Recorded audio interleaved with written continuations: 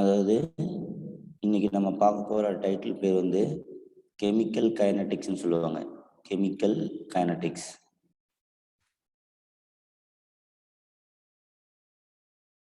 தமிழ்ல வந்து வேதிவினை வேகவியல்.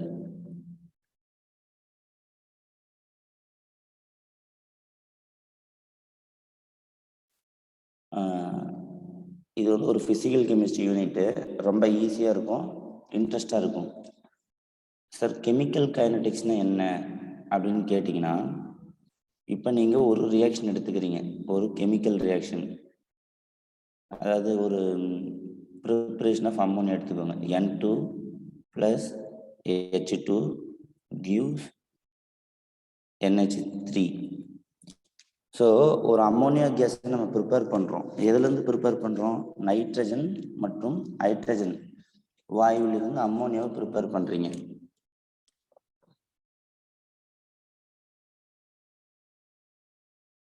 கரெக்டா? இப்போ நம்ம இதை பேலன்ஸ் பண்ணிடணும். ஸோ நீங்கள் பேலன்ஸ் பண்ணிட்டு பார்த்தீங்கன்னா இந்த மாதிரி நமக்கு ஒரு ரியாக்ஷன் கிடைக்குது. இப்போ என்ன சொல்கிறோம் அப்படின்னா, நம்ம டைம் இருக்கு இல்லைங்களா, டைம் ஜீரோனா இந்த ரியாக்ஷன் ஸ்டார்ட் ஆகுது. இப்போ சப்போஸ் நமக்கு 5 மணிக்கு நம்ம ஸ்டார்ட் பண்ணுறோம் அப்படின்னா, இனிஷியலாக இந்த நைட்ரஜன் கேஸ் ஒரு கண்டெய்னரில் இருக்கும், இந்த ஹைட்ரஜன் கேஸ் ஒரு கண்டெய்னரில் இருக்கும். ஓகேங்களா? நீங்கள் ரியாக்ஷனே ஸ்டார்ட் பண்ணல. நம்ம ஒரு பர்டிகுலர் டைமில் இந்த நைட்ரஜன் கேஸில் ஹைட்ரஜன் கேஸை பாஸ் பண்ணுறோம். இதுதான் ரியாக்ஷன் நடக்கிறது. ஸோ இதுதான் T0 டைம்னு அர்த்தம். ஓகேங்களா? சப்போஸ் நான் ரியாக்ஷன் ஸ்டார்ட் பண்ணுற டைமு இப்போ 5 மணிக்கு ஸ்டார்ட் பண்ணேன்னா 5ன்னு போடுவேன். அப்போ 0 டைமு இது ரெண்டுத்தையும் மிக்ஸ் பண்ணுறேன். ஒரு 1 ஹவர் கழித்து நான் வந்து பார்க்குறேன். ஒரு 6 AM பார்க்குறேன். சப்போஸ் ரியாக்ஷன் வந்து இப்போ 5 AM ஸ்டார்ட் பண்ணிட்டேன். ஒரு 1 ஹவர் கழித்து 6 AM வந்து இதில் எத்தனை பேர் இந்த மாதிரி அம்மோனியாவாக மாறி இருக்காங்க அப்படின்னு நம்ம செக் பண்ணலாம். சப்போஸ் எடுத்துக்கோங்க, எக்ஸாம்பிள், இனிஷியலாக இவங்க 100 பேர் இருந்திருக்காங்க. இங்கே ப்ராடக்டே இல்லை, நான் அப்போ தான் மிக்சிங் பண்ணுறேன். 1 ஹவர் கழித்து வந்து பார்த்தீங்கன்னா இந்த 100 பேரில் ஒரு 40 பேர் இங்கே இருக்காங்க, 60 பேர் இல்லை. அந்த 60 பேர் தான் இங்கே ப்ராடக்டாக மாறி இருப்பாங்க. ஆச்சுங்களா? அப்போ இதுலேருந்து நமக்கு என்ன தெரியுது அப்படின்னா, நேரத்தை பொறுத்து வினைப்படுபொருள் எவ்வளோ வினை விளைபொருளாக மாறுது, இதை பற்றி படிக்கிறதுக்கு பேர் தான் கைனடிக்ஸ், வேதிவினை வேகவியல். இந்த வேதிவினையினுடைய வேகம், இந்த வேகம்னு என்ன? இந்த வினை படுபொருள் ரியாக்டன்ட்டு எப்படி ப்ராடக்டாக மாறுது வித் ரெஸ்பெக்ட் டு டைம்னு சொல்லுவாங்க. ஓகேங்களா? டைமை பொறுத்து, வித் ரெஸ்பெக்ட் டு டைம். ஓகேங்களா? இதை நம்ம எப்படி சொல்லலாம் அப்படின்னா, டிஃபரன்ஷியல் எக்ஸ்பிரஷனில் யூஸ் பண்ணலாம். என்ன சார் சொல்ல வரீங்க அப்படின்னா, ரேட் அப்படின்னு சொல்லுவாங்க. அதாவது கான்சன்ட்ரேஷனா செறிவு, concentration change in reactant by டைம்ன்றது நம்ம டிடி அப்படின்னு சொல்லலாம். அப்போ இதை இன்னும் ஷார்ட்டாக எப்படி சார் எழுதலாம் அப்படின்னு கேட்டிங்கன்னா, ரியாக்டன்ட் வந்து டிக்ரீஸ் ஆகும், -dr/dt நம்ம இப்படி எழுதலாம். ஓகேவா? இது வந்து ஸ்மால் சேஞ்சு. சப்போஸ் நிறைய சேஞ்சாக இருந்தால் நம்ம கேபிட்டல் டெல் சிம்பிள் யூஸ் பண்ணிக்கலாம். Del concentration divide by del T. இதுக்கு என்ன தெரியுமா மீனிங்கு? இதுக்கு ரேட்டுன்னு சொல்லுவாங்க, வினை வேகம். இதுக்கு பேர் வந்து ரேட் அப்படின்ற ஒரு வார்த்தை. இந்த யூனிட் நம்ம சில வேர்டு தெரிஞ்சுக்கணும். அதில் ஃபர்ஸ்ட் ரேட்டை பற்றி நான் சொல்கிறேன். வினை வேகம், இங்கிலீஷில் ரேட் ஆஃப் த ரியாக்ஷன் அப்படின்னு சொல்லுவாங்க. வினை வேக வினை. இந்த ரேட் என்ன சொல்லுது அப்படின்னா, இப்போ நான் சொன்னேன் இல்லைங்களா, ஒரு குறிப்பிட்ட நேரத்தில் நான் ரியாக்ஷன் ஸ்டார்ட் பண்ணதுலேருந்து ஒரு குறிப்பிட்ட டைம் 1 ஹவர் கழிச்சு பார்க்குறேன், இந்த 100 பேரில் 40 பேரை தான் ரியாக்டண்ட்டாக இருக்காங்க, 60 பேர் மாறிட்டாங்க. அப்போ நம்ம என்ன சொல்லலாம், இந்த டைமை பொறுத்து 1 ஹவரில் 60 பேர் என்ன ஆக மாட்டாங்க. இனிஷியலாக இவங்க 100 பேர், இவங்க 100 பேர் இருக்கிறாங்க. நான் ஜென்ரலாக 100ன்னு எடுத்துக்கிறேன். இதில் இவங்க 40 பேர், இவங்க 40 பேர் இருக்கிறாங்க, இவங்க 60 பேரை மாட்டாங்க. அதை தான் சொல்கிறாங்க டைம் 1 ஹவரில் 60 பேர் வந்து நைட்ரஜன் ஹைட்ரஜன் கேஸாக இருந்தவங்க அம்மோனியாவை மாறிட்டாங்க. இந்த மாதிரி நீங்கள் சொல்கிறீங்க இல்லையா, இதுக்கு பேர் தான் வினையின் வேகம். இது ஃபர்ஸ்ட் புரியுதுங்களா? Rate of the reaction. இது கிளியரா? ஓகே.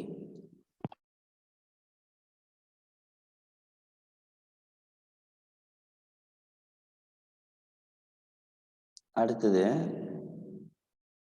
ரேட் லான்னு சொல்லுவாங்க, வேக விதி இல்லை வினை வேக விதின்னு சொல்லுவாங்க. வினை வேக விதி இங்கிலீஷில் வந்து இதுக்கு ரேட் லான்னு சொல்லுவாங்க. இப்போ நம்ம படிக்கக்கூடிய கெமிக்கல் கைனடிக்ஸ் ஃபுல்லாகவே வந்து இப்போ நான் சொன்ன பேஸில் தான் இருக்கும். ஒரு ரியாக்டன்ட்டு ப்ராடக்டாக மாற்றுறீங்க, அந்த டைமில் எவ்வளோ ரியாக்டன்ட் எவ்வளோ ப்ராடக்டாக மாறி இருக்கு. சப்போஸ் நான் ஒரு 7 மணிக்கு போய் பார்க்குறேன், அந்த ரியாக்ஷனில் இருக்கிற 100 பேரும் மாறிட்டாங்க, ரியாக்டன் 0% இருந்தால் அது என்ன அர்த்தம்? ரியாக்ஷன் முடிஞ்சிருச்சுன்னு அர்த்தம். ஸோ அது மாதிரி இப்போ வினை வேக விதி அப்படின்னு என்னன்னா, நீங்கள் எந்த ரியாக்ஷன் எடுத்தாலும் சரி, ரியாக்டன்ட்னு லெஃப்ட் ஹேண்ட் சைடில் இருக்கும், அதை நீங்கள் ப்ராடக்டாக கன்வெர்ட் பண்ணுவீங்க. இதுக்கு வினை வேகம் எப்படி இருக்கும் அப்படின்னு பார்த்தீங்கன்னா, directly related with concentration of the reactant. நீங்கள் எந்த ரியாக்ஷன் எடுக்கிறீங்களோ அதனுடைய ரேட்டு அதனுடைய வினைப்படு பொருளினுடைய செறிவுக்கு நேர்தகவில் இருக்கும். ஓகேங்களா? ஸோ என்ன சொல்கிறேன் அப்படின்னா, வினையின் வேகம், நான் ரேட்டுன்னு சொன்னால் இதான் மீனிங். வினையின் வேகம் யாருக்கு நேர்த்தகவாக இருக்கும்?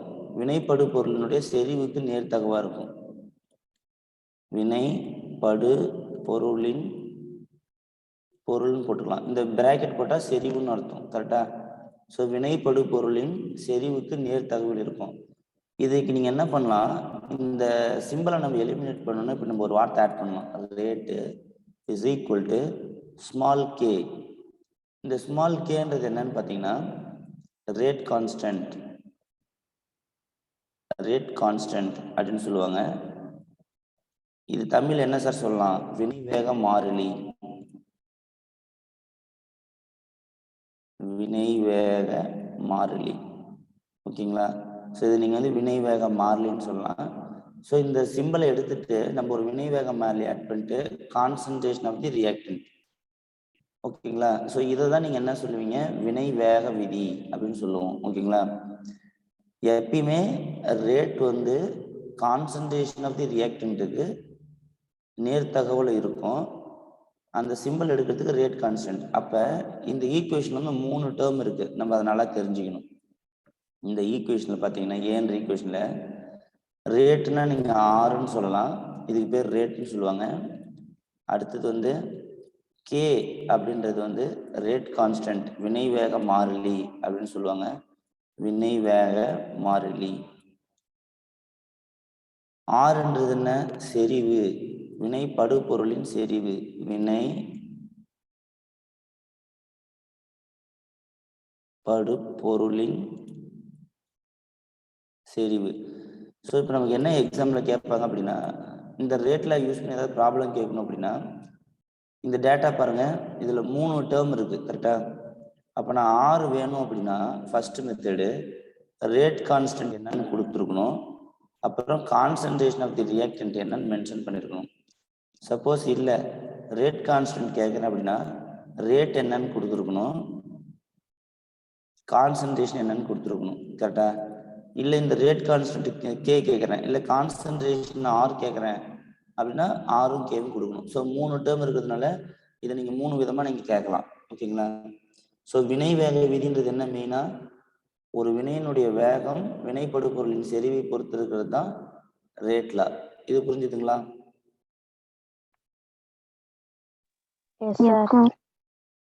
அப்போ நம்ம இது வரைக்கும் என்ன பார்த்துருக்கோம் அப்படின்னா, ரேட்னா என்ன, ரேட்லானா என்ன, 2 டேர்ம் பார்த்துருக்கோம். கரெக்டுங்களா?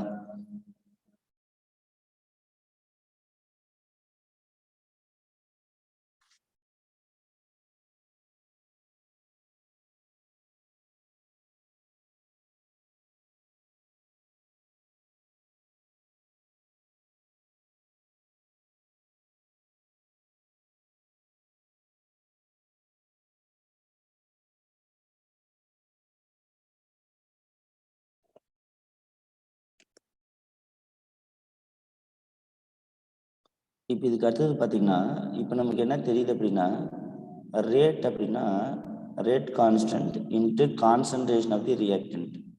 இப்போ நான் என்கிட்ட ஒரு ஈக்குவேஷன் நம்ம பார்த்தோம். இப்போ plus 2a plus b gives c plus d.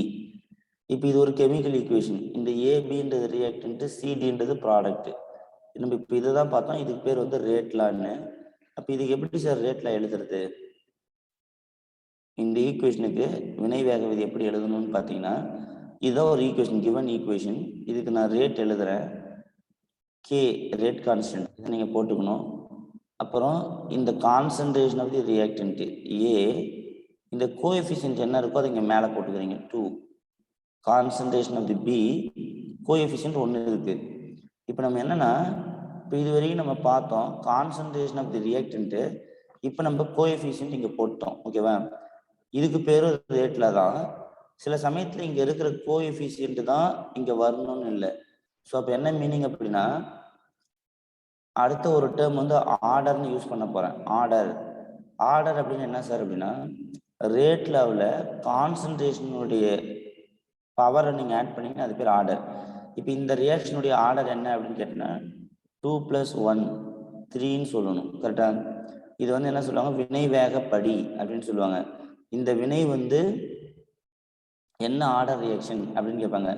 முதல் வகை வினை, இரண்டாம் வகை வினை அப்படின்னு சொல்லுவீங்க இல்லையா? அப்போ இந்த ரியாக்ஷன் இப்படி இருக்கு. எல்லா சமயத்திலையும் இங்கே இருக்கிற கோஎஃபிஷியன்ட் தான் இங்கே ஆர்டராக வரணும்னு கிடையாது. ஏன்னா ஆர்டர் அப்படின்றது வந்து எக்ஸ்பெரிமெண்டல் குவான்டிட்டி. கரெக்டாக? நம்ம லேப்ல போய் ஒர்க் அவுட் பண்ணி இது பண்ணுறது எக்ஸ்பெரிமெண்டல் குவான்டிட்டின்னுவாங்க. இப்போ நீங்கள் வந்து பார்த்தீங்கன்னா, நம்ம SN2 ரியாக்ஷன் படிச்சிருப்போம். SN2 ரியாக்ஷன் வந்து நார்மலாக சப்ஸ்டிடியூஷன் ரியாக்ஷனாக ஒரு அல்கைல் ஹைலைடு, ஒரு நியூக்ளியோஃபைல் இருக்கும். இதை நீங்கள் சப்ஸ்டியூட் பண்ணிங்கன்னா, இப்போ சப்போஸ் உங்கள் நியூக்ளியோஃபைல் வந்து OH மைனஸாக இருந்துச்சு அப்படின்னா உங்களுக்கு ROH கிடைக்கும். இது SN2 ரியாக்ஷனாக இருக்குது அப்படின்னு பார்த்தீங்கன்னா ரேட் எப்படி இருக்கும் அப்படின்னா, concentration of the reactant, concentration of the OH minus. அதே சப்போஸ் இது SN1 இருக்குது அப்படின்னு பார்த்தீங்கன்னா ரேட் வந்து depends only on the react.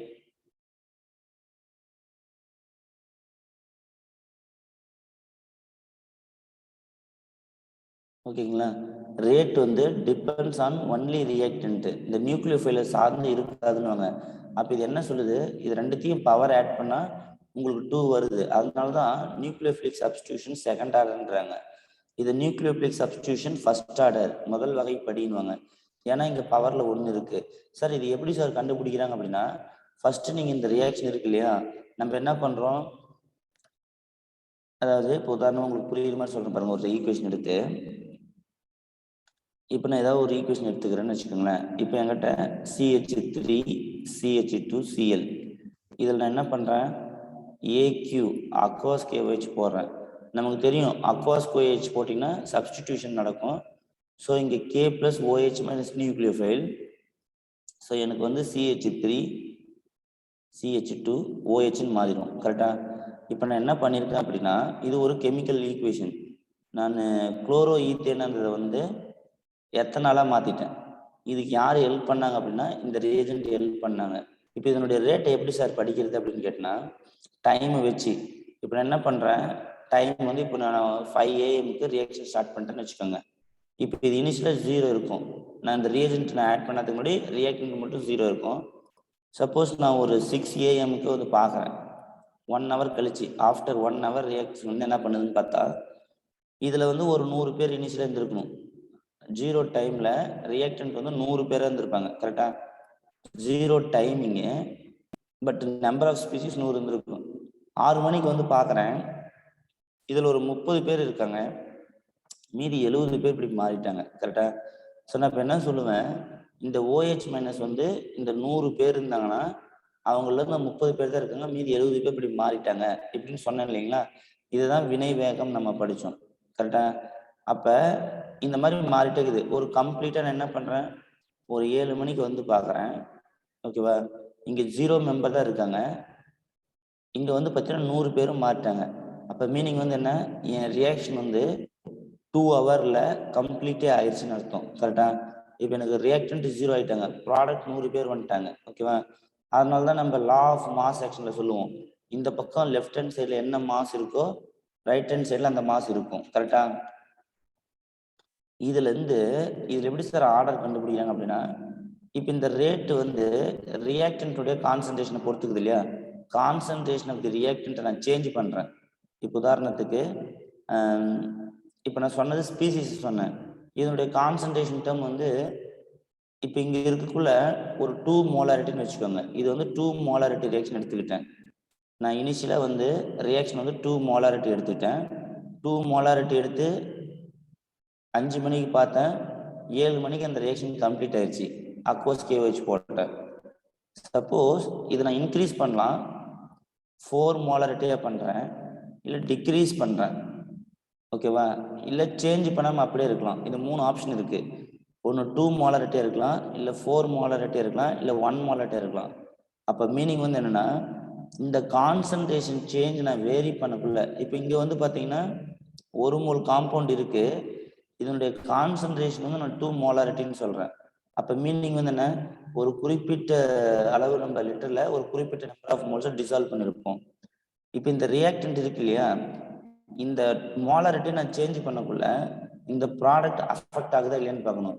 Suppose நான் 2mன்றது 2 மோலாரிட்டின்றதை 4ஆ மாத்துறேன், அப்போ இந்த ப்ராடக்ட் வந்து இன்க்ரீஸ் ஆகுதுன்னு வச்சுக்கோங்க. சப்போஸ் ப்ராடக்ட் வந்து கான்சன்ட்ரேஷன் வந்து சப்போஸ் இங்கே வந்து எனக்கு 1 மோல் கிடைக்குதுன்னு வச்சுக்குவேன், இப்போ எனக்கு வந்து சப்போஸ் 3 மோல் ஆயிடுச்சு. அப்போ மீனிங் வந்து என்ன, 2 மோலாரிட்டியில் இருக்கும்போது எனக்கு 3 மோல் இன்க்ரீஸ் ஆகுது. அப்போ இந்த நம்பர் ஆஃப் மோலாரிட்டியை பொறுத்து இந்த கான்சன்ட்ரேஷன் ஆஃப் ரியாக்டன்ட் சேஞ்ச் பண்ண அப்படின்னா எனக்கு ப்ராடக்ட் சேஞ்ச் ஆகுது. ஓகேவா? எல்லா சமயத்துலையும் இதை இன்க்ரீஸ் பண்ணால் இந்த ப்ராடக்ட் இன்க்ரீஸ் ஆகணும்னு ரூல்ஸ் கிடையாது. ஸோ நமக்கு 3 ஆப்ஷன் இருக்கு. இந்த கான்சன்ட்ரேஷன் ஆஃப் தி ரியாக்டன்ட்டை நீங்கள் சேஞ்ச் பண்ணுறதுனால, ஓகேங்களா, ப்ராடக்ட் சேஞ்ச் ஆகணும்னு ரூல்ஸ் கிடையாது. அப்படியே இருக்கலாம், ஆஸ் இட் இஸ்ன்னு இருக்கலாம், இல்லை ப்ராடக்ட் இன்க்ரீஸ் ஆகலாம், இல்லை ப்ராடக்ட் டிக்ரீஸ் ஆகலாம். இந்த மாதிரி 3 ஆப்ஷன் இருக்கு.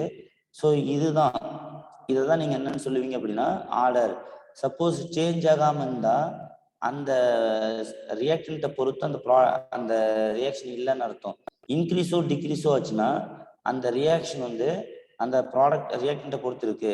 இப்போ இதில் வந்து பார்த்தீங்கன்னா SN1 ரியாக்ஷனில் நம்ம நியூக்ளியோஃபைலே போடலை. ஏன் அப்படின்னா நியூக்ளியோஃபைல் நீங்கள் சேஞ்ச் பண்ணுறதுனால அந்த ரியாக்ஷனுடைய இந்த ப்ராடக்ட் கன்வர்ஷன் ஆகுது இல்லையா, அதில் எந்த வித பாதிப்பும் இல்லை.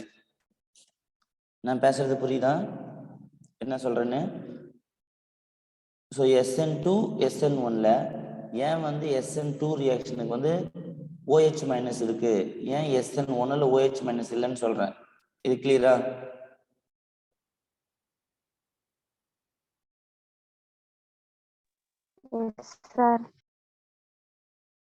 ஓகே, நம்ம ஒன்றும் ப்ராப்ளம் பார்க்கல, நமக்கு ஈஸியாக புரியும்.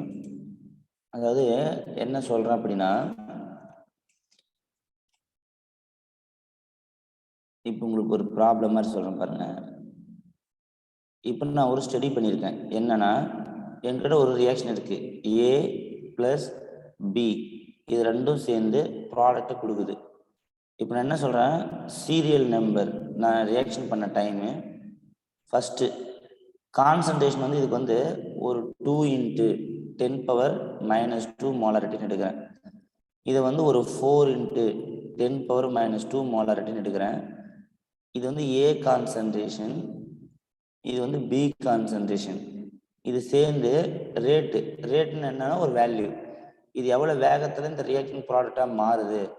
இதை நான் வந்து ஒரு 8 × 10⁻³ -2 வச்சுக்கலாம். எல்லாம் சேமாக வச்சா ஈஸியாக இருக்கும்.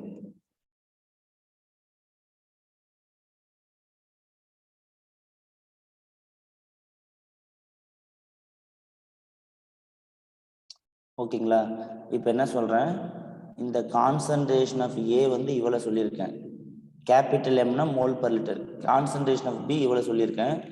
ஃபர்ஸ்ட் டைம் பார்த்தேன், இந்த 8 × 10⁻² என்ன தெரியுமா மீனிங்கு, இவங்களில் வந்து இந்த ப்ராடக்ட்டு அந்த இப்போ சொல்கிறீங்களா 100 பேர் வந்து 100 பேர்ல 60 பேர் மாட்டாங்க, 30 பேர் மாட்டாங்கன்றீங்களா, அந்த மாதிரி இப்படி மாறுறாங்க. ரேட் வந்து இந்த கான்சன்ட்ரேஷன் எடுத்தா இத்தனை பேர் மாறிட்டாங்க அப்படின்னு சொல்றேன். இப்ப நான் என்ன பண்றேன், இதே கான்சன்ட்ரேஷன் இப்ப சேஞ்ச் பண்றேன். ஓகேங்களா? இப்ப 2 × 10⁻²ன்றது வந்து அப்படியே வச்சுக்கிறேன். ஏ வந்து சேஞ்ச் பண்ணல, அப்படியே வச்சுக்கிட்டேன். பி என்ன பண்றேன் அப்படின்னா ஒரு 2 மடங்கு இன்க்ரீஸ் பண்றேன்னு வச்சுக்கோங்க. 8 × 10⁻² மோலாரிட்டி.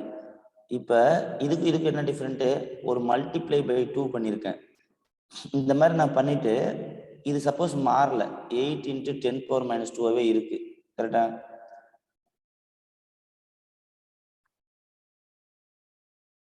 இது ரெண்டும் ஒரே நம்பரா வர மாதிரி போட்டேன்.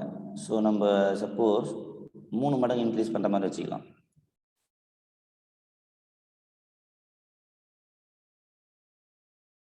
இதை வந்து நான் 3 மடங்கு இன்க்ரீஸ் பண்ணா 12 × 10⁻² ஆயிரும். அப்ப என்ன மீனிங் அப்படின்னா, இதுதான் நம்ம லேப்ல பண்ற எக்ஸ்பெரிமெண்ட். நீங்க என்ன பண்றீங்க, ஏன்னு ஒரு மெட்டீரியல் ரியாக்டன்ட் இருக்கும், பின்னு ஒரு ரியாக்டன்ட் இருக்கும். அப்புறம் உங்களுக்கு வந்து எந்த வேகத்துல அந்த வினை நடக்குது, இந்த ப்ராடக்ட் எப்படி ஃபார்ம் ஆகுது, யாருனாலும் இருக்கலாம். இப்போ உதாரணத்துக்கு H2 + Cl2 gives HCl. இப்போ இந்த மாதிரி டைப்பு. ஏன்றது ஹைட்ரஜன் கேஸ், பின்றது குளோரின் கேஸ். இவங்க 2 பேரும் சேர்ந்து HCl கேஸை ப்ரொடியூஸ் பண்றாங்க. இப்போ ஏனுடைய கான்சன்ட்ரேஷன் இவ்வளவு எடுத்துக்கிட்டேன், பின்னுடைய கான்சன்ட்ரேஷன் இவ்வளவு எடுத்துக்கிட்டேன். அப்போ இந்த வேகம் என்ன மீனிங் அப்படின்னா 8 × 10⁻². இப்போ நான் பியை வந்து ஏவை அப்படியே கான்ஸ்டன்டா வச்சுக்கிட்டேன், பியை வந்து 3 மடங்கு பண்றேன், பட் ரியாக்டன்ட் அஃபெக்ட் ஆகல. அப்போ ரேட் எப்படி எழுதுவீங்க அப்படின்னா, ரேட்டு K = A B இப்படின்னு எழுதுவோம். ஓகேங்களா? இது நீங்க வந்து A⁻X B⁻Yன்னு எழுதணும் இனிஷியலா, இந்த ஆர்டர் கண்டுபிடிக்கிறதுக்கு. இது வந்து ஸ்டாண்டர்ட் ஈக்குவேஷன். ஓகேங்களா? இப்போ ரெண்டாவது வந்து பாத்தீங்கன்னா, இந்த 2 ரிலேஷன்ஷிப் என்ன இருக்கு அப்படின்னா, K அப்படியே இருக்கு, நான் கான்சன்ட்ரேஷன் ஏவை சேஞ்ச் பண்ணல, அதனால அதை அப்படியே வச்சுக்கிட்டேன், A⁻X. இந்த கான்சன்ட்ரேஷன் பியை வந்து 3 மடங்கு இன்க்ரீஸ் பண்றேன். இது எப்படி சார் கண்டுபிடிக்கிறீங்க, இந்த வேல்யூ வந்து நம்ம எடுக்கிறது. நான் 4 வந்து 3 பெருக்கி 12. அப்படின்னா என்ன மீனிங், நீங்க பியை வந்து 3 டைம் இன்க்ரீஸ் பண்ணிருக்கீங்க. 3 டைம் இன்க்ரீஸ் பண்ணா 3B⁻Y போடுறேன். இந்த ரேட் பாருங்க சேஞ்ச் ஆகல. அப்ப மீனிங் வந்து என்னன்னா, இந்த பியினுடைய கான்சன்ட்ரேஷனை நான் சேஞ்ச் பண்ணேன். எத்தனை மடங்கு, 3 மடங்கு சேஞ்ச் பண்ணேன். இப்போ என்னுடைய ரேட் வந்து மாறல. இந்த ரேட் வந்து என்ன ஆகலாம், நாட் சேஞ்ச். அதாவது ஆப்ஷன் 3 இருக்கு, ரேட் வந்து நோ சேஞ்ச் அப்படின்னா அப்படியே இருக்குன்னு அர்த்தம். சப்போஸ் ரேட் வந்து என்ன ஆகலாம், இன்க்ரீஸ் ஆகலாம், இல்ல ரேட் வந்து டிக்ரீஸ் ஆகலாம். அப்ப மீனிங் வந்து என்னன்னா, நீங்க எந்தையாவது ஒரு ரியாக்டன்டினுடைய கான்சன்ட்ரேஷன் சேஞ்ச் பண்ணக்குள்ள ரியாக்டன்டினுடைய ரேட் இன்க்ரீஸ் ஆகலாம் இல்ல டிக்ரீஸ் ஆகலாம். அப்பனா அந்த ரியாக்டன்ட்டுக்கும் அந்த ப்ராடக்ட்டுக்கும் ரிலேஷன் இருக்குன்னு அர்த்தம். கரெக்டா? நான் பி ரியாக்டன்ட் வந்து சேஞ்ச் பண்றதுனால யாரும் மாறல. அப்ப என்ன மீனிங், இந்த ப்ராடக்ட் வந்து இந்த பி ரியாக்டன்ட்டை பொறுத்து இல்லைன்னு அர்த்தம். ஏன்னா ரேட்ல எந்த சேஞ்சும் கிடையாது, யாரும் மாற மாட்டேன்றாங்க. பட் இதே நீங்க ஏவை சேஞ்ச் பண்ணக்குள்ள, சப்போஸ் 3வது எக்ஸ்பெரிமெண்ட், இந்த 2ன்றது வந்து நான் ஒரு 5 மடங்கு இன்க்ரீஸ் பண்றேன், 10 × 10⁻² மோலாரிட்டி. இது நம்ம தான் ரியாக்ஷன் நம்ம எடுக்கிறது. ஸோ இதை நான் 5 டைம்ஸ் இன்க்ரீஸ் பண்றேன். சப்போஸ் இது வந்து இது நம்ம இந்த 4 அப்படியே வச்சுக்கிறேன், 4 × 10⁻². ஓகேங்களா? இது வந்து என்ன ஆயிடுச்சு, இப்போ ஒரு 2 மடங்கு இன்க்ரீஸ் ஆயிடுச்சு, 16 × 10⁻². ஸோ இது வந்து இப்போ 2 மடங்கு இன்க்ரீஸ் ஆயிடுச்சு. ஸோ இப்போ இதுல இருந்து நம்ம என்ன சொல்றோம் அப்படின்னு பாத்தீங்கன்னா, இப்போ இந்த 3வது ரியாக்ஷனுக்கு இருக்கு இல்லைங்களா, இதை நீங்க 2ன்னு எடுத்துக்கோங்க. அடுத்த 3வது ஈக்குவேஷன் என்னன்னு பாத்தீங்கன்னா, இந்த 1ஐயும் 3ஐயும் நீங்க கம்பேர் பண்ணணும். ஓகேவா? இந்த 1வது ஈக்குவேஷனையும் 3வது ஈக்குவேஷனையும் கம்பேர் பண்ணீங்க அப்படின்னா, இப்போ வந்து பி மாறாம இருக்கு. கரெக்டா? பி அப்படியே தான் இருக்கு. ஏ வந்து 5 மடங்கு இன்க்ரீஸ் ஆச்சு. அப்போ வந்து ப்ராடக்ட் 2 மடங்கு இன்க்ரீஸ் ஆகுது. அப்ப என்ன மீனிங், கே ஏ வந்து 5 மடங்கு இன்க்ரீஸ் பண்ணிக்கிறீங்க, 5AX. பி வந்து என்ன மாறாம இருக்கு, B⁻Y. ஆர் வந்து எத்தனை மடங்கு, ரேட் வந்து 2 மடங்கு இன்க்ரீஸ் ஆகுது. அப்ப இது வந்து 3வது ஈக்குவேஷன். அதாவது சீரியல் நம்பர் 1 and 3 இதை கம்பேர் பண்றதுனால நமக்கு இது வருது. இது 1 and 2 எக்ஸ்பெரிமெண்ட்னு கூட சொல்லலாம். இது வந்து நீங்க சீரியல் நம்பர்ன்றதோட எக்ஸ்பெரிமெண்ட் நம்பர் அப்படின்னு சொல்லலாம். ஸோ 1ஐயும் 2ஐயும் கம்பேர் பண்ணக்குள்ள எனக்கு இந்த டேட்டா கிடைக்குது, 1ஐயும் 3ஐயும் கம்பேர் பண்ணக்குள்ள இந்த டேட்டா கிடைக்குது. இதை எப்படி எழுதுறீங்க சார் அப்படின்னா, நம்ம ரேட் நம்ம நார்மலாக சொல்லணும் இல்லையா, rate is equal to A into பின்னு எழுதுவோம். ஓகேவா? இப்போ நம்ம இப்போ இந்த மாதிரி சேஞ்ச் பண்ணக்குள்ள A power X B power ஒய்ன்னு எழுதிக்கணும், அவ்வளோதான். அப்போ இதுலேருந்து என்ன சார் தெரியுது அப்படின்னா, இப்போ ஏனுடைய கான்சன்ட்ரேஷன் நீங்கள் 5 மடங்கு இன்க்ரீஸ் பண்ண உடனே ரேட் வந்து என்ன ஆகுது, 2 மடங்கு இன்க்ரீஸ் ஆகிக்குது. அப்போ ஏ ரியாக்டன்ட்டுக்கும் அந்த ப்ராடக்ட்டுக்கும் ரிலேஷன்ஷிப் இருக்குன்னு அர்த்தம். ஓகேங்களா? இந்த தொடர்பு இருக்குன்னு அர்த்தம். நான் பி வந்து இன்க்ரீஸ் பண்ணுறதுனால ரேட்டு சேஞ்ச் ஆகலை. அப்போ வந்து என்னென்னா பி ரியாக்டன்ட்டுக்கும் ப்ராடக்ட்டுக்கும் சம்மந்தமே இல்லை, இதுக்கும் நோ தொடர்பு, இதுக்கு ரிலேஷன்ஷிப் இருக்கு அப்படின்றது தான் மெயின். இது புரியுதா? ஸோ இதை வச்சு தான் நம்ம என்ன பண்ணணும், இந்த ஈக்குவேஷனை நீங்கள் சால்வ் பண்ணணும். சால்வ் பண்ணி அதனுடைய ஆர்டர் என்னன்னு கண்டுபிடிக்கலாம். இப்போ பாருங்க, 2 டிவைட் பை 1 இதை எடுக்கணும், இந்த மாதிரி பண்ணணும். இந்த ஈக்குவேஷனை டிவைட் பண்ணணும். So K A power X 3 B power Y divide by K A power X B power Y, இங்கே வந்து ஆர் டிவைட் பை ஆர்ன்ற. அப்போ பாருங்க, இதை நீங்கள் தனித்தனியாக பிரித்து எழுதுனா கே கே கேன்சல் ஆயிரும், ஏ பவர் எக்ஸ் கேன்சல் ஆயிரும். இதை நீங்கள் பிரித்து எழுதலாம், 3 B power Y divide by B power Y. இந்த ஆர் கேன்சல் ஆயிடுச்சுன்னா இங்கே 1ன்னு வரும். இப்போ இந்த பி பவர் ஒய்யும் கேன்சல் ஆயிரும். ஸோ நமக்கு எந்த வேல்யூ இருக்கு பாருங்க, இதில் வந்து 3 இருக்கு. ஓகேவா? இதில் வந்து பார்த்தீங்கன்னா இங்கே 1 இருக்கு, அது 3 பவர் 0ன்னு எழுதலாம். இப்போ நான் என்ன பண்ணியிருக்கேன் அப்படின்னா, இந்த 3y இருக்கும், இந்த இடத்துல 3y இருக்கும். இப்போ பாருங்க, பேஸ் வந்து ஈக்குவலா இருக்கு, அப்போ இந்த அடுக்கு வந்து ஈக்குவல், அப்போ y இஸ் ஈக்குவல் டு 0. புரியுதுங்களா? இது என்ன மீனிங் அப்படின்னா, இப்போ நான் எக்ஸ்பிரஷன் எழுதுன பாருங்க, ஏன்னா ரேட் வினை வேக விதி இப்படி இருக்கு இந்த ரியாக்ஷனுக்கு, A power X B power ஒய்ன்னு பார்த்தோம். இப்போ இந்த பி பவர் 0 வந்துச்சுன்னா என்ன meaning, R is equal to K A power X இருக்கு, எக்ஸ் என்னன்னு கண்டுபிடிக்க போறேன், பி பவர் 0ன்னு போட்டேன். அப்போ என்ன மீனிங், பி பவர் 0னா 1, அப்போ இதை பொறுத்தே இந்த ரேட் இல்லை அப்படின்னு அர்த்தம். இப்போ இதுக்கு அடுத்தது எக்ஸ் வேல்யூ கண்டுபிடிக்கணும் அப்படின்னா அடுத்த 2 ஈக்குவேஷன் எடுத்துக்கோங்க, 5a. ஓகேங்களா? ஸோ 3 டிவைட் பை 1, நீங்கள் 5a power X b power y divide by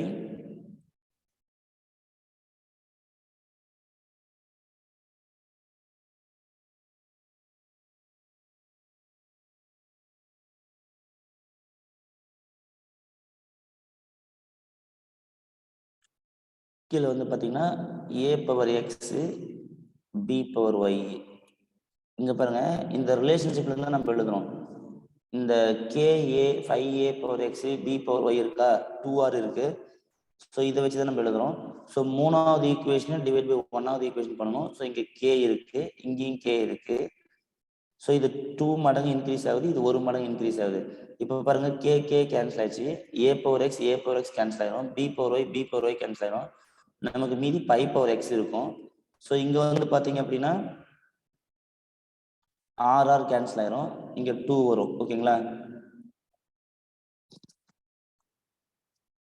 இப்போ என்ன பண்ணணும் அப்படின்னா, இந்த பேஸ் வந்து ஈக்குவலா இருக்கணும். கரெக்டா? சப்போஸ் இந்த இடத்துல ஈக்குவலா இல்லை, சப்போஸ் ஈக்குவலா இருக்கிற மாதிரி நம்ம வச்சிருக்கணும். ஓகேங்களா? இப்போ வந்து சப்போஸ் இங்கே 8 இருக்குதுன்னு வச்சுக்கோங்க, இது நீங்கள் 8, நான் இப்போ 8ன்னு வச்சுக்கணும். என்ன மீனிங் அப்படின்னா இது 8 மடங்கு இன்க்ரீஸ் பண்ணணும். இந்த சம்முக்கு வந்து என்னன்னா, இந்த 5 வச்சு இங்கே ஆன்சர் வரல, ஸோ 8ன்னு வச்சுன்னா இங்கே 16 வரும். ஸோ அப்போ இங்கே வந்து பார்த்தீங்கன்னா இதை 8 மடங்கு இன்க்ரீஸ் பண்ணுறேன்னு அர்த்தம். ஓகேவா? நான் கொடுத்த சம்மில் வந்து அங்கே கேன்சல் ஆகிற மாதிரி வரல, அவங்க டேட்டா ஆனால் கரெக்டாக கொடுப்பாங்க எக்ஸாமில். ஸோ 8ன்னுக்கும் இப்போ பாருங்க, இப்போ இங்கே 8 மடங்கு வந்துருச்சு. ஓகேவா? அப்போ இங்கே நான் என்ன பண்ணுறேன், 8ன்னு வரும், 8xன்னு வரும், 8x இஸ் ஈக்குவல் டு 2ன்னு வந்துருச்சு. இப்போ நான் இது வந்து என்ன பண்ணலாம் அப்படின்னா 2 பவர் 3 பவர் எக்ஸ்ன்னு எழுதலாம். 5ன்னு இருந்தால் அது வேற மெத்தட் நம்ம சிம்பிளிஃபை பண்ண போகணும், நான் அந்த மாதிரி காம்ப்ளிகேட்டடாக நடத்த போல. 2 பவர் 0 இருக்கு. ஓகேவா? இப்போ நீங்கள் என்ன பண்ணலாம், பேஸ் வந்து ஈக்குவலாக இருக்கு, அப்போ என்ன மீனிங், இங்கே 2 பவர் 1 இருக்கு, நம்ம 2 பவர் 1. ஓகேங்களா? 0 சொல்லக்கூடாது, ஏன்னா 0 போட்டிங்கன்னா எனிதிங் பவர் 1ன்னு ஆயிரும். நம்ம முன்னாடி போட்ட கேஸுக்கு தான் கரெக்டு. இப்போ இங்கே 1 தான் இருக்கு. ஸோ இங்க 1 இருக்கு. இப்போ நம்ம இந்த 3x எழுதலாம். இதை 2 பவர் 3x 2 பவர் 1. அப்ப 3x is equal to 1, x is equal to 1/3 இப்படி வந்துடும். ஓகேவா? அப்ப இதனுடைய ரேட் என்ன அப்படின்னு பார்த்தீங்கன்னா k a power 1/3 b power 0. ஃபைனலாக வந்து இதனுடைய ஆர்டர் என்ன அப்படின்னு கேட்டிங்கன்னா 1/3. இதுதான் ஆர்டர். இந்த இடத்துல 1 வரலாம், 2 வரலாம், 0 வரலாம், ஃப்ராக்ஷன் வரலாம். ஆர்டர் வந்து எந்த வேல்யூனாலும் இருக்கலாம். பாசிட்டிவா இருக்கலாம், நெகட்டிவா இருக்கலாம், ஃப்ராக்ஷனா இருக்கலாம், பின்னமா இருக்கலாம். கரெக்டா? எல்லாமே அலௌடு. இப்போ இந்த இந்த சம்ல இருந்து என்ன சார் எங்களுக்கு சொல்ல வரீங்க அப்படின்னா, இந்த ஏவும் பியும் இனிஷியலா நான் ஒரு அமௌண்ட் எடுத்துட்டு அதனுடைய வேகத்தை பார்த்தேன், அதனுடைய கான்சன்ட்ரேஷனை சேஞ்ச் பண்றேன். இப்போ பாருங்க, ஏ வந்து 8ஆல மல்டிப்ளை பண்ணா 16. அப்படின்னா மீனிங் வந்து என்ன? 8 மடங்கு இன்க்ரீஸ் பண்ணா ரியாக்டன்ட் 2 மடங்கு இன்க்ரீஸ் ஆகுது. ஸோ இதுல இருந்து நம்ம இங்க பாருங்க, இந்த ஏ வந்து 8 மடங்கு இன்க்ரீஸ் பண்ணீங்கன்னா இந்த ரேட் வந்து 2 மடங்கு இன்க்ரீஸ் ஆகுது. இது எப்படி சார் சொல்றீங்க? இந்த ரிலேஷன்ஷிப் பாருங்க, 8ன்ற நம்பர் 16ன்னு மாறுது. எப்ப இது மாதிரி மாறுது? நீங்க உங்க ரியாக்டன்ட்டுடைய கான்சன்ட்ரேஷனை 8 மடங்கு இன்க்ரீஸ் பண்ணணும். 16ன்னு மாத்தினீங்க அப்படின்னா இந்த மாதிரி மாறுது. அப்ப என்ன மீனிங்? இந்த ரேட்டுக்கும் இந்த ஏவுக்கும் ரிலேஷன்ஷிப் இருக்கு. சப்போஸ் பி பாருங்க, நான் 3 மடங்கு இன்க்ரீஸ் பண்றேன், பட் இந்த ரேட்ல சேஞ்ச் எதுவும் இல்லை, நோ சேஞ்ச். அப்ப மீனிங் வந்து என்ன? இந்த ஒய் வேல்யூ 0வா வருது. இது வந்து இந்த ரேட்ல நம்ம ப்ராடக்ட் ஃபார்ம் பண்றதுக்கு இவங்களுக்கு சம்மந்தம் இல்லை. இது மாதிரி தான் நீங்க SN1க்கு போய் பார்த்தீங்கன்னா நியூக்ளியோஃபைலினுடைய கான்சன்ட்ரேஷனை சேஞ்ச் பண்றதுனால ரேட் அஃபெக்ட் ஆகாது. அதனால தான் அது SN1 ரியாக்ஷன் சொல்றாங்க. புரியுதுங்களா நான் சொல்றது? இந்த சம் என்னன்னு புரியுதா?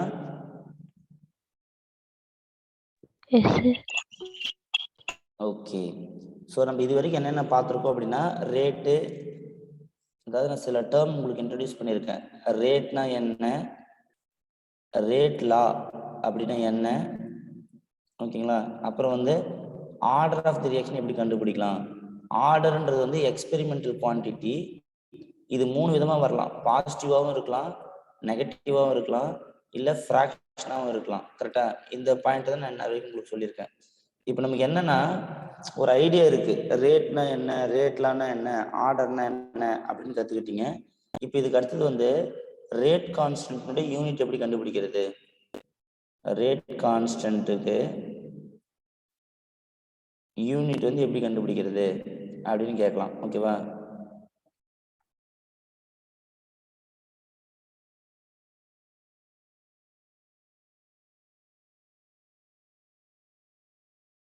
அதாவது வினை வேக மாறிலியின் அலகு, யூனிட்னா அலகு, வினை வேக மாறிலியினுடைய அலகு எப்படி கண்டுபிடிக்கிறது.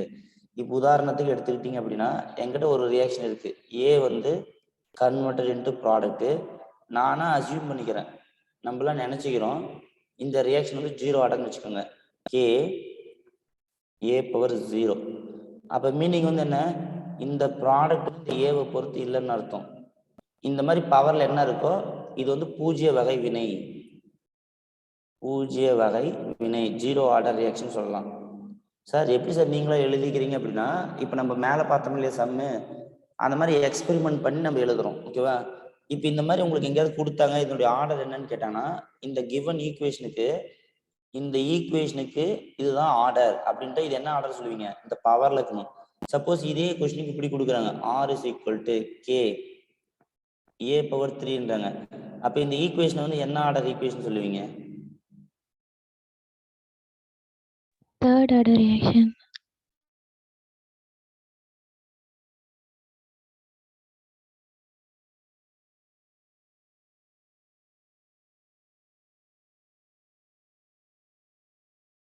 R is equal to K A power 3ன்னு கொடுத்துட்டா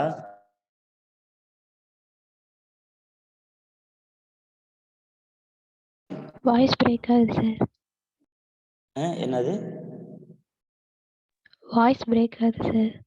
ஓகே ஓகே. அதாவது இதுல வந்து பாத்தீங்கன்னா, இது வந்து இந்த பவரை வச்சு தான் நம்ம சொல்றோம். அப்ப இது வந்து தேர்ட் ஆர்டர் ரியாக்ஷன் சொல்லுவீங்க. இது வந்து தேர்ட் ஆர்டர், 3ஆம் படி வினைன்னு சொல்லுவாங்க. தேர்ட் ஆர்டர் ரியாக்ஷன் அப்படின்னுவாங்க. கரெக்டா? ஸோ இப்போ இதுல வந்து எப்படி சார் இந்த கேன்னு இருக்கு இல்லையா, இது வந்து பூஜ்ய வகை வினை ரேட் கான்ஸ்டன்ட். நார்மலா ரேட் கான்ஸ்டன்ட், இது என்ன ஆர்டரோ அதுக்கு தகுந்த மாதிரி 0 ஆர்டர் ரேட் கான்ஸ்டன்ட்னு சொல்லுவாங்க. சில சமயத்துல நம்ம K0னே ரெப்ரசென்ட் பண்ணலாம். இப்போ இது K0ன்னு எடுத்துக்கிட்டீங்க அப்படின்னா இதை R டிவைட் பை A0 இப்படின்னு எழுதலாம். நமக்கு A0 வேல்யூ 1ன்னு ஆயிரும். So K0 is equal to Rன்னு வரும். அப்போ Rனா என்ன? ரேட்டு. ரேட்டை பற்றி நம்ம ஏற்கனவே படிச்சிருக்கோம். Concentration change of the reactant, ஓகேங்களா, டிஆர்னு போடுவீங்க பை டிடி டைம். இந்த கான்சன்ட்ரேஷன் டைம் யூனிட் என்ன பார்த்துருக்கோம்? Mole per litre. மோலாரிட்டின்றது தான் மோல் பர் லிட்டர். டைமுக்கு யூனிட் வந்து second.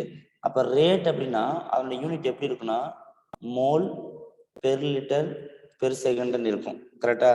Mole per litre per second இருக்கும். இப்போ நீங்க பாருங்க, அப்ப பூஜ்ய வகை வினைக்கு 0 ஆர்டருக்கு வந்து ரேட் கான்ஸ்டன்ட் யூனிட் என்னன்னு பார்த்தீங்கன்னா mole per litre per second. அப்போ இந்த ஈக்குவேஷன் வந்து பார்த்தீங்கன்னா 0 ஆர்டர் K0க்கு வந்து ரேட்டும் ரேட் கான்ஸ்டன்ட்டும் ஈக்குவலாக இருக்கும். பூஜ்ய ஆர்டருக்கு மட்டும், ஏன்னா ரெண்டுமே ஒரே யூனிட். 0 ஆர்டர் ரியாக்ஷனை பொறுத்த வரைக்கும் ரேட்டு வினையின் வேகம் வினை வேகம் மாதிரி ரெண்டுமே ஒன்று தான். மோல் பர் லிட்டர் பர் செகண்ட்னு இருக்கும். சப்போஸ் நீங்கள் அடுத்தது பாருங்க, இப்போ நான் உங்களுக்கு ஒரு ஃபர்ஸ்ட் ஆர்டருக்கு எப்படி யூனிட் கண்டுபிடிக்கிறது? Rate.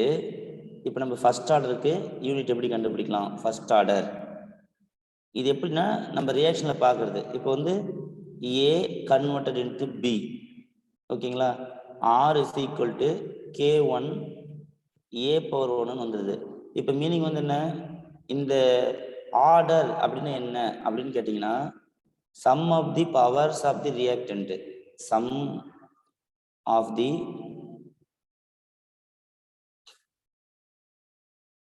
Power of the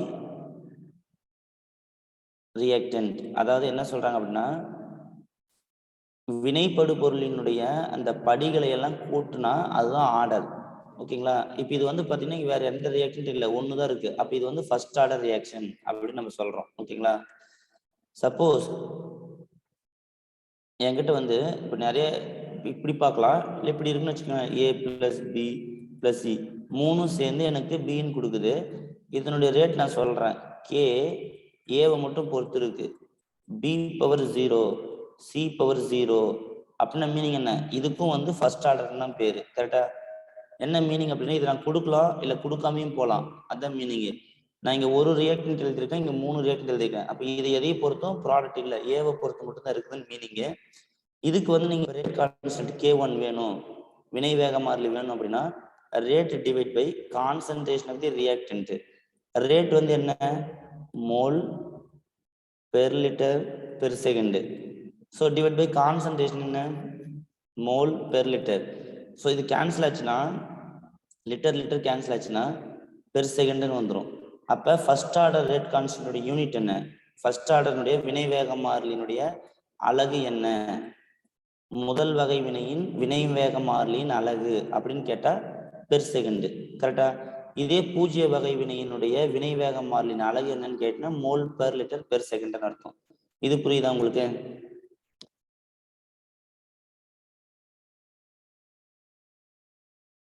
follow பண்ண முடியுதா?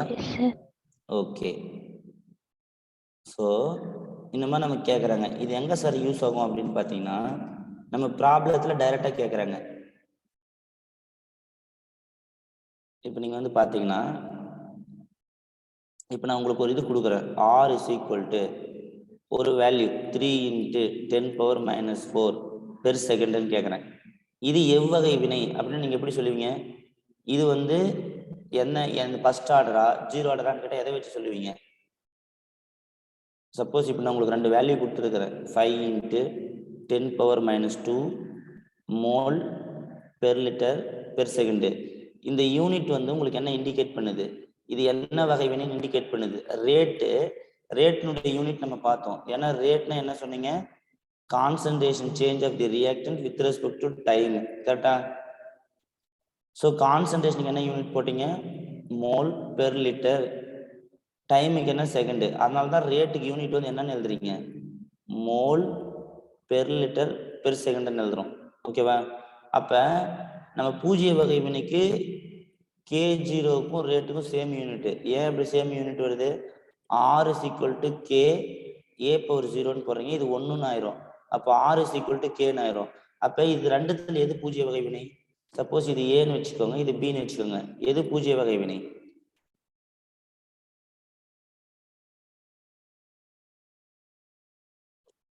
நான் பேசுறது புரியுதா? அவ்வளவுதான்.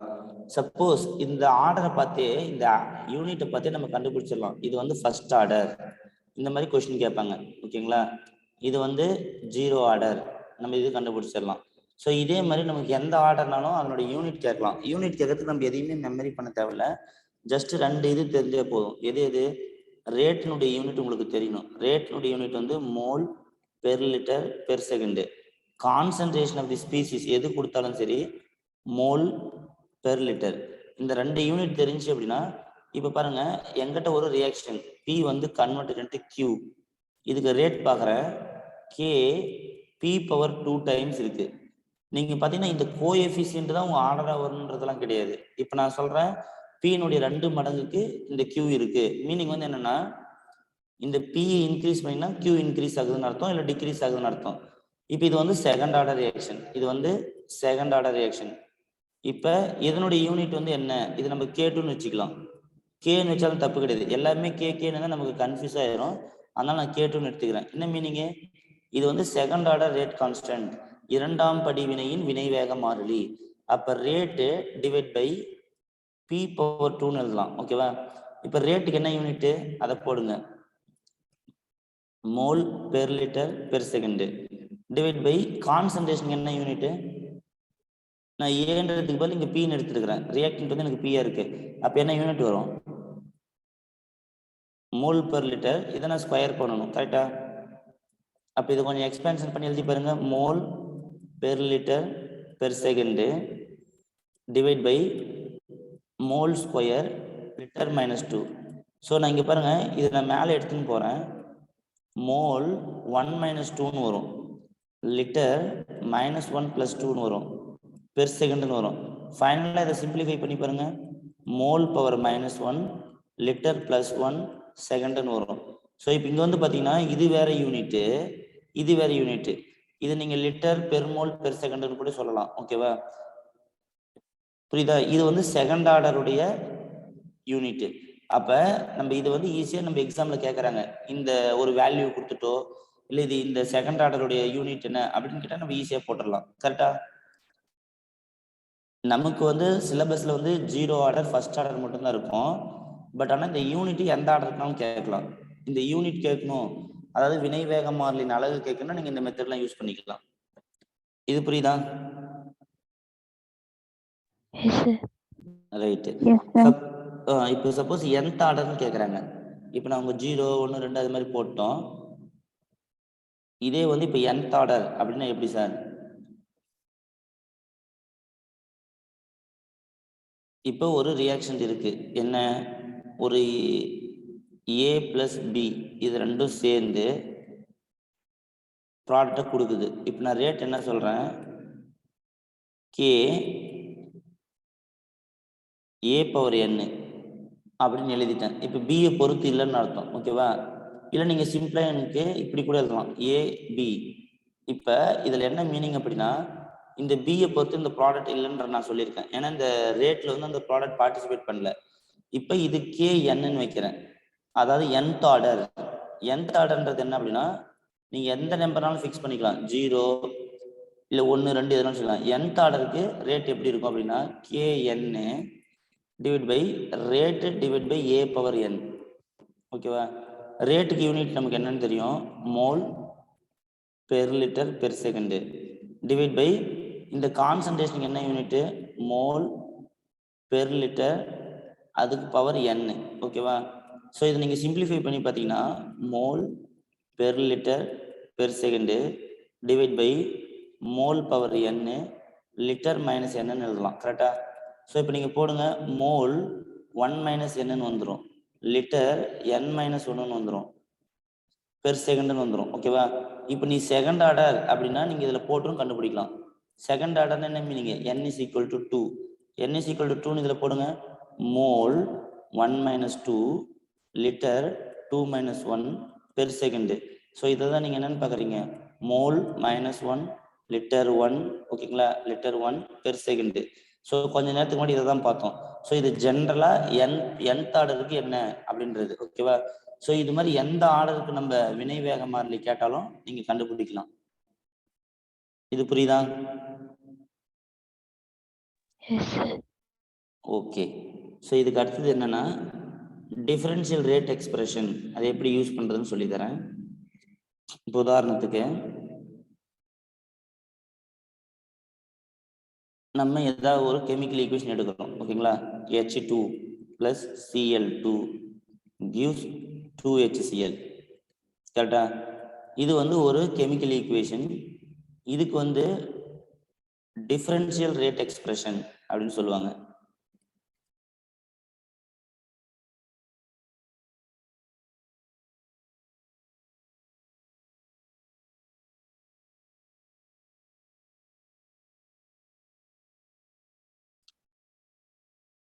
டிஃபரன்ஷியல் ரேட் எக்ஸ்பிரஷன் அப்படின்னு என்னன்னா,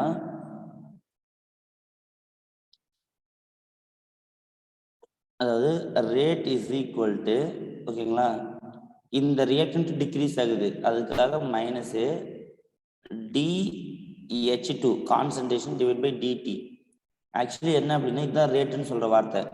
டைமை பொறுத்து ஹைட்ரஜன் கேஸ் எவ்வளோ HCl மாறுது is equal to minus DCl2 by DT.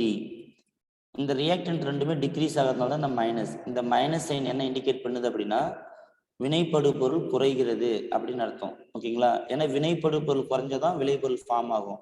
So reactant வந்து டிக்ரீஸ் ஆகுதுன்னு காட்டுது இந்த சைனு, ஓகேங்களா, டிக்ரீஸ்.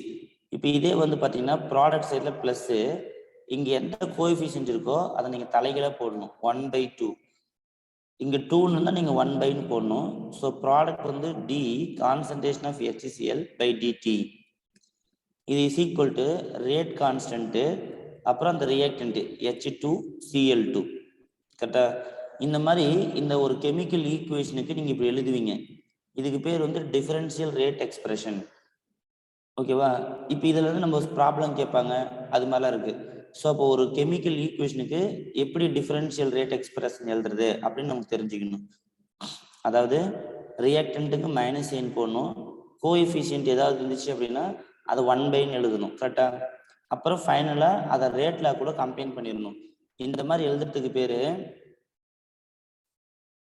வினை வேக வினையினுடைய டிஃபரன்ஷியல் ரேட் எக்ஸ்பிரஷன் சொல்லுவாங்க, ஓகேவா.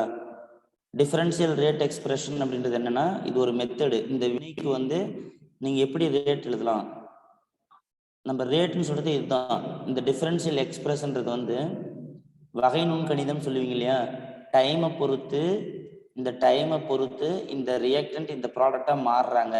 அது நீங்க என்ன சொல்றீங்க, என்ன ரிலேஷன்ஷிப் ரியாக்டன்ட்டுக்கும் டைமுக்கும், இதுதான் டிஃபரன்ஷியேஷன் டேர்ம் சொல்லுவாங்க.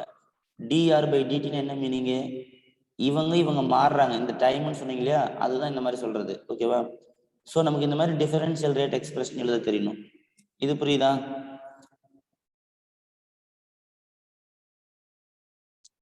கிளியரா? இது புரிஞ்சுதா டிஃபரன்ஷியல் ரேட் எக்ஸ்பிரஷன்? ஓகே. இதுல எப்படி சம் கேட்குறாங்கன்றது பாருங்க. இப்போ உதாரணத்துக்கு நான் இப்போ உங்களுக்கு கொடுக்குறேன், நீங்க சொல்லுங்க பார்க்கலாம் இதுல வந்து என்னென்ன நடக்கும்.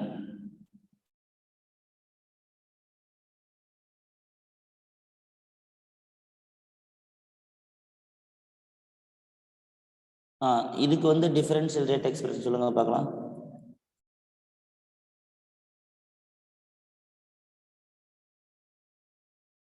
Differential rate expression R is equal to, சொல்லுங்க பார்க்கலாம் எப்படி எழுதுவீங்க. அடுத்தது என்ன பண்ணணும், -1/3 -1/3 T, அதாவது -1/3 concentration of B by T. அடுத்தது பார்த்தீங்கன்னா இங்கே 4 இருக்கு, அப்போ -1/4 DC கான்சன்ட்ரேஷன் பை DT. இது என்ன மீனிங் அப்படின்னா டைமை பொறுத்து இவ்வளவு டிக்ரீஸ் ஆகுதுன்னு அர்த்தம். இந்த 4 போட்டோம்னா -1/4 மடங்கு டிக்ரீஸ் ஆகுதுன்னு அர்த்தம். இப்போ இங்க 5 இருக்கு, இங்க என்ன எழுதணும்? கரெக்டா? dp/dt பிளஸ் 1/4 d, இங்க cc வருது, ஸோ வேற பேர் வச்சுக்கணும். ஓகேங்களா? இது ன்னு வச்சுக்கோங்க. ஓகேவா? Concentration of E by dt. இது கூட என்ன பண்ணணும், இந்த ரியாக்டன்ட்டுக்கெல்லாம் சேர்த்து ஒரு ரேட்லான்னு ஒன்று கொடுப்பாங்க. A B C. சில சமயத்துல இது வேற மாதிரி கூட இருக்கலாம், இல்லை இந்த கோஎஃபிஷியன்ட்டே கூட ஆர்டரா இருக்கலாம். 2 ஆப்ஷன் இருக்கு. ஓகேவா? நான் இப்போ எழுதுறது வந்து என்னன்னா, இந்த கோஎஃபிஷியன்ட்டே நமக்கு ஆர்டர் ஆக்குற மாதிரி எழுதிக்கிறேன். இந்த 3 4 போடாம கூட இருக்கலாம். ஓகேவா? இது வந்து எக்ஸ்பெரிமெண்ட்ல கண்டுபிடிக்கிறது. ஸோ அப்போ நமக்கு டிஃபரன்ஷியல் ரேட் எக்ஸ்பெரிமெண்ட் அப்படி கொடுக்கணும். இப்போ இதுல இருந்து என்ன சார் கேள்வினா, இப்போ அவங்க கொஸ்டின்ல சொல்லிடுவாங்க dp பை dt. அதாவது இந்த வினையில வந்து டீகம்போசிஷன் ஆஃப் பி அப்படின்னு சொல்லுவாங்க. இல்லைன்னா பியினுடைய வினைப்படு பொருள் செறிவு இந்த அளவுக்கு குறையுதுன்றாங்க. 3 × 10⁻⁻⁴ மோலாரிட்டி. இப்போ இங்க என்ன கேட்பாங்க, இந்த ப்ராடக்ட் எவ்வளவு ஃபார்ம் ஆகுது, dp/dt எவ்வளவு ஃபார்ம் ஆகுது. மீனிங் வந்து என்னன்னு பாருங்க. இப்போ எனக்கு வந்து இந்த 3 பேர் சேர்ந்து இந்த 2 பேரை கொடுக்குறாங்க. நான் இப்போ என்ன சொல்றேன், இந்த ப்ராடக்ட் வந்து இவ்வளவு கன்சியூம் ஆயிருக்கு. 3 × 10⁻⁻⁴ மோலாரிட்டி கன்சியூம் ஆனா எவ்வளவு ப்ராடக்ட் ஃபார்ம் ஆகும்னு கேட்குறாங்க. அப்ப நம்ம என்ன பண்ணணும்னு பார்த்தீங்கன்னா, இந்த பி டேர்முக்கும் இந்த பி டேர்ம் எங்க இருக்கு, இங்கேயும் ரிலேஷன்ஷிப் பார்க்கணும். ஓகேவா?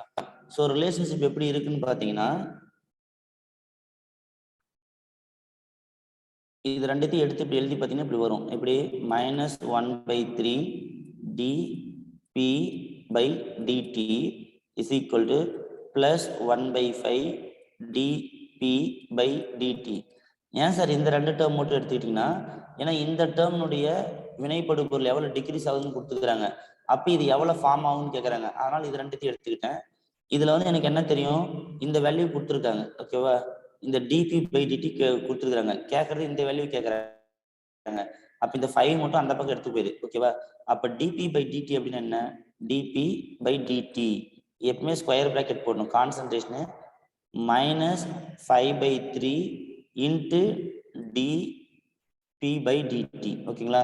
ஸோ இதனுடைய வேல்யூ உங்களுக்கு கொடுத்துக்கிறாங்க. இது என்ன மீனிங், எவ்வளவு டிக்ரீஸ் ஆகுதுன்னு கொடுத்துக்கிறாங்க. நீங்க மைனஸ்லாம் போடக்கூடாது, ஏன்னா அவங்க ஏற்கனவே சொல்லிக்கிறாங்க இது டிக்ரீஸ் ஆகிற வேல்யூ இவ்வளவு நினைக்கிறாங்க. அந்த வேல்யூ மட்டும் போட்டால் போதும். -5/3 3 × 10⁻⁻⁴. இந்த மைனஸ்லாம் நம்ம எடுக்கக்கூடாது. ஓகேங்களா? ஏன்னா இந்த சைன்லாம் நம்ம எடுக்கக்கூடாது, ஏன்னா என்ன ரிலேஷன்ஷிப் அது மட்டும் தான் பார்க்கணும். ஓகேவா? ஸோ 1/3, அப்போ 3 போச்சுன்னா உங்களுக்கு வந்து 5 × 10⁻⁻⁴ மடங்கு ஃபார்ம் ஆகுதுன்னு சொல்லலாம். நான் சொல்றது புரியுதா? இங்க இருக்கிற மேக்னிடியூட் மட்டும் எடுத்துக்கணும். இதுக்கு என்ன ரிலேஷன்ஷிப் கேட்டா dp/dt. இது பாருங்க, ஏன்னா நமக்கு வந்து ப்ராடக்ட் கேட்கறாங்க. அப்ப மீனிங் என்ன, நம்ம பார்த்தோம் இல்லையா, இந்த ப்ராடக்ட் வந்து இந்த மடங்கு எடுத்தீங்கன்னா எவ்வளவு ப்ராடக்ட் ஃபார்ம் ஆகும் p அப்படின்னு கண்டுபிடிக்கலாம். ஸோ இந்த மாதிரி டிஃபரன்ஷியல் ரேட் எக்ஸ்பிரஷனை வச்சு நம்ம நிறைய ப்ராப்ளம் போடலாம். கரெக்டா? புரியுது நான் சொல்றது? ஓகே. ஸோ சிம்பிளா இன்னைக்கு நான் உங்களுக்கு என்னென்ன சொல்லியிருக்கேன் அப்படின்னு பார்த்தீங்கன்னா, ஃபர்ஸ்ட் வந்து கெமிக்கல் கைனடிக்ஸ்ல ரேட்னா என்னன்னு தெரியணும். ரேட் அப்படின்றது இதுதான். அதாவது கான்சன்ட்ரேஷன் ஆஃப் ரியாக்டன்ட் வந்து டைமை பொறுத்து எவ்வளவு டிக்ரீஸ் ஆகுது, அப்படி இல்லை அப்படின்னா டைமை பொறுத்து எவ்வளவு ப்ராடக்ட் ஃபார்ம் ஆகுது, இதையும் சொல்லலாம். இதுதான் ரேட்டு. அதுக்கப்புறம் வந்து ரேட்ல வினைவேக விதினா என்ன, ஓகேங்களா, அதை பத்தி சொல்லியிருக்கேன். அதுக்கப்புறம் ஆர்டர் எப்படி கண்டுபிடிக்கிறது அதை பத்தி சொல்லியிருக்கேன். அதுக்கப்புறம் வந்து ரேட் கான்ஸ்டன்ட் K0 K1 இதனுடைய யூனிட் எப்படி கண்டுபிடிக்கிறது. ஃபைனலா வந்து டிஃபரன்ஷியல் ரேட் எக்ஸ்பிரஷன் எப்படி பார்க்கறது, டிஃபரன்ஷியல் ரேட் எக்ஸ்பிரஷன் எப்படி கண்டுபிடிக்கிறதுன்னு நம்ம சொல்லியிருக்கோம். கரெக்டா? ஸோ இதை பாருங்க, நாளைக்கு நம்ம சில ப்ராப்ளத்தை டிஸ்கஸ் பண்ணக்குள்ள உங்களுக்கு இன்னும் கிளியர் கட் ஆயிரும். கரெக்டா? கிளியரா? இது புரிஞ்சது எல்லாருக்கும்?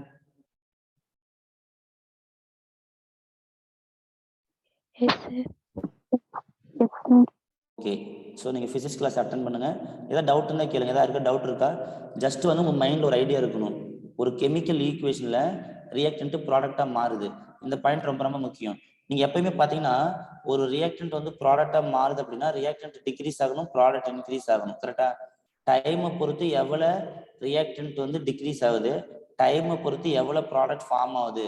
இதுதான் இந்த யூனிட்ல என்னுடைய மெயின் ஸ்டோரியே. ஓகேவா? இங்க இப்ப நம்ம போட்டிருக்கோம் பாத்தீங்களா, இதுதான் மெயின் ஸ்டோரி. ஏன்னா எல்லா ரியாக்ஷன்லயும் பாத்தீங்கன்னா டைம் இன்க்ரீஸ் ஆக ரியாக்டன்ட் டிக்ரீஸ் ஆகணும், ப்ராடக்ட் இன்க்ரீஸ் ஆகணும். சப்போஸ் ரியாக்டன்ட் டைமை பொறுத்து டிக்ரீஸே ஆகல அப்படின்னு என்ன மீனிங்? ஒரு ரியாக்ஷன் பண்றீங்க, டைம் இன்க்ரீஸ் பண்ண ரியாக்டன்ட் அப்படியே இருக்கு அப்படின்னு என்ன மீனிங்? ரியாக்ஷன் நடக்கலன்னு அதான் மீனிங். ஓகேவா? ஸோ ரிமைனிங் நம்ம நாளைக்கு இன்னைக்கு என்னென்ன பார்த்தோமோ இதுல எல்லாம் நம்ம ப்ரீவியஸ் இயர் கொஸ்டின்ல கேட்ட ப்ராப்ளம் நாளைக்கு டிஸ்கஸ் பண்ணலாம். ரொம்ப ஈஸியா இருக்கும். ஓகேவா? யாருக்கா ஏதாவது டவுட் இருக்கா?